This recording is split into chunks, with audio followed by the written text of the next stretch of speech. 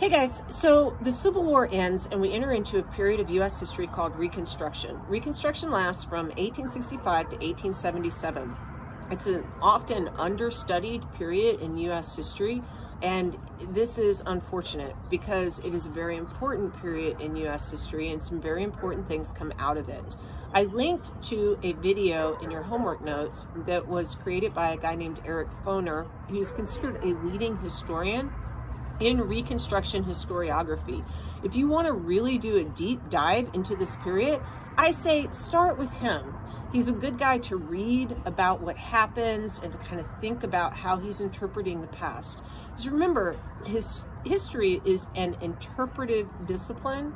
You have different schools of thought, and you have to kind of look at all of it and think critically about what is being said. But Eric Foner is a leading historian in his field, and I would say a good foundation for any knowledge that you might have about this period. In the video that I linked to, he mentions something called birthright citizenship, and he asks you, well, why do we have that in the US? And he doesn't really tell you. Well, I'm going to tell you now.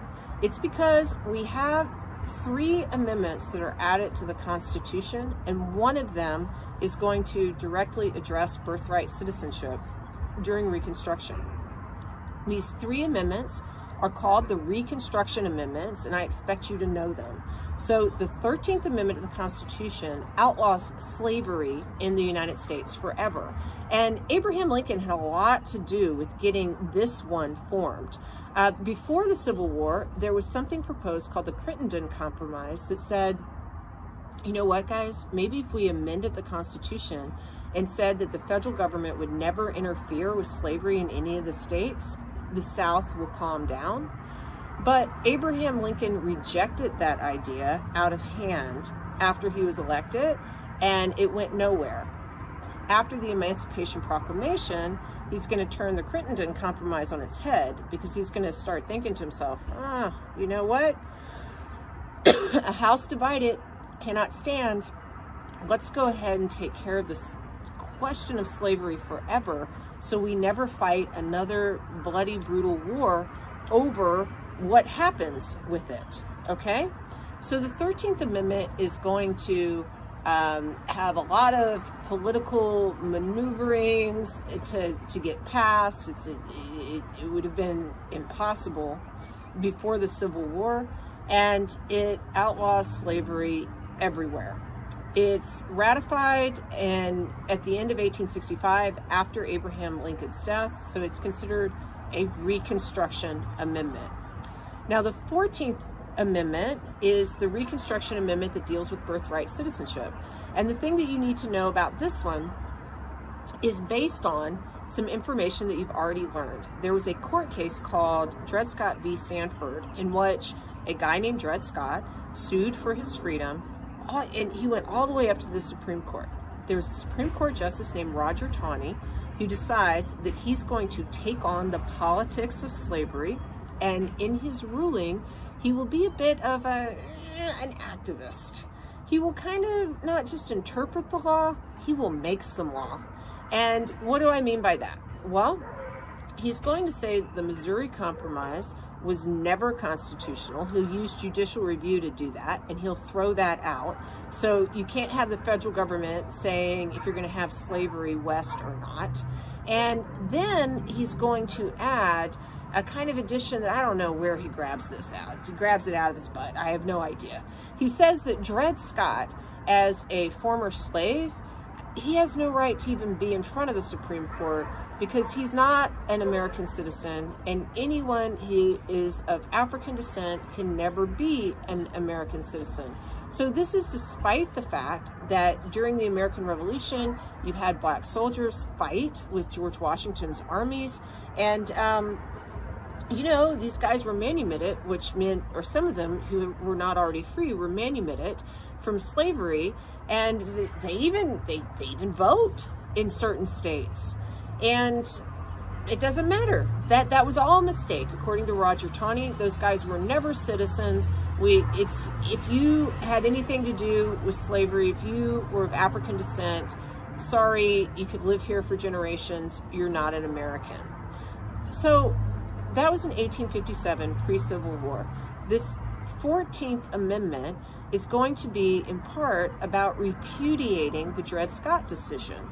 Congress is going to say, okay, you said all of that stuff was unconstitutional and black people can't be citizens. Well, we're going to write right here in the governing document of the United States that if you were born in the U.S., you were a citizen automatically. Now, back then, this is, again, it's really about the black slaves and now free black peoples and their citizenship. This was a black-white world. It was not nearly as diverse as it is today. And if you were of Hispanic descent, if you were Latino, you were white, okay?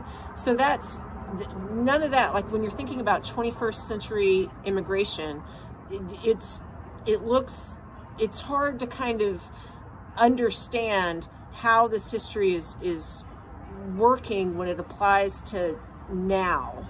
But this is what people are talking about when they say that this was really just about the black slaves. It expands, though.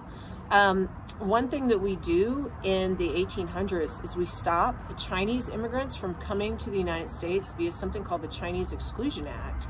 But you're going to have Chinese people who are born here sue for citizenship based on where they were born, and that will expand out kind of this understanding of who this applies to, because the courts will say, oh yeah, that it's right there in the 14th Amendment. Yeah, okay.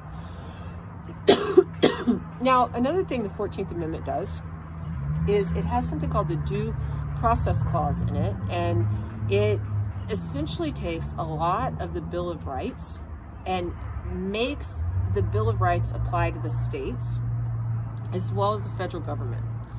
So what do I mean by that? You remember in the John Marshall cases that there was this one case called Barron v. Baltimore, in which this guy named Barron had a wharf that was messed up by the city of Baltimore, and so he sued and went all the way up to the Supreme Court, and he said, hey guys, you guys got to pay me for my wharf. And John Marshall said, yeah, dude, I get it. If the federal government had destroyed your property, we would have had to pay you because of the Bill of Rights. But you know, the Bill of Rights doesn't apply to the states. The states have their own rules. We live in a federalist system, and this is not something that matters. I'm sorry, Maryland can be mean to you if they want to be mean to you.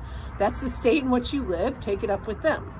Well, after the Civil War, during Reconstruction, as a part of the 14th Amendment, we're going to look back at those things and we're going to say, oh wait, the states have to live by some of these rights that are spelled out in the Bill of Rights. And we are actually slowly incorporating all of these things to apply to all of the states all the time. So that goes kind of beyond the purview of this class, but we're going to make the Bill of Rights into a stronger kind of governing document as it applies to the states as well as the federal government. Does that make sense? Okay, so another thing about the 14th Amendment is it says that all people in the U.S. have to be treated equally before the law. It doesn't matter if you're a citizen or you're not a citizen. The laws apply to you and you have to get equal treatment. It also doesn't matter what kind of citizen you are. The law treats you the same. You know, the Lady Justice, remember her with her blindfold.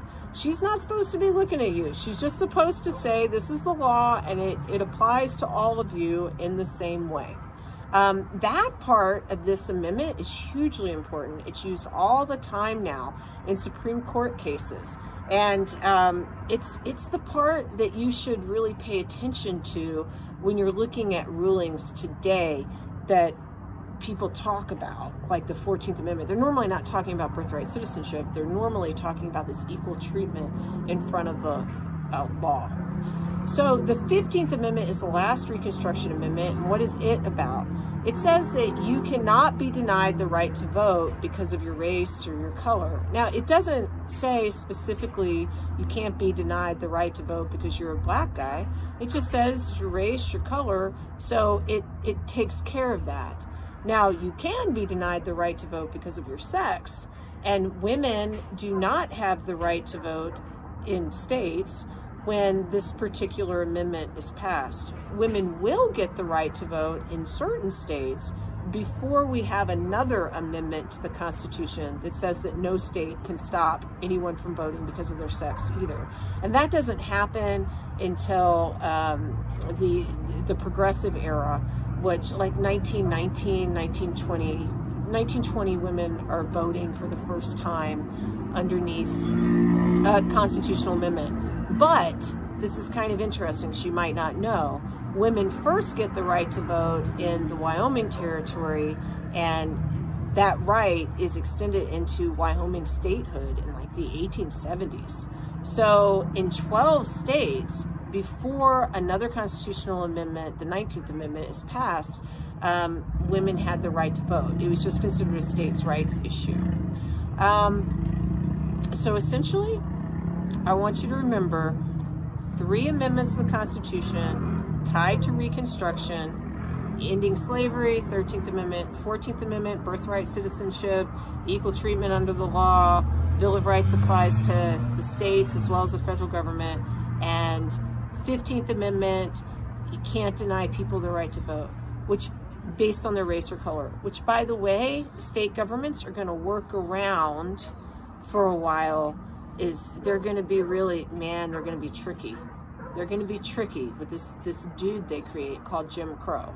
But that's another story for another day, how all of that kind of goes down and then is righted. You had to start with the amendments to the Constitution.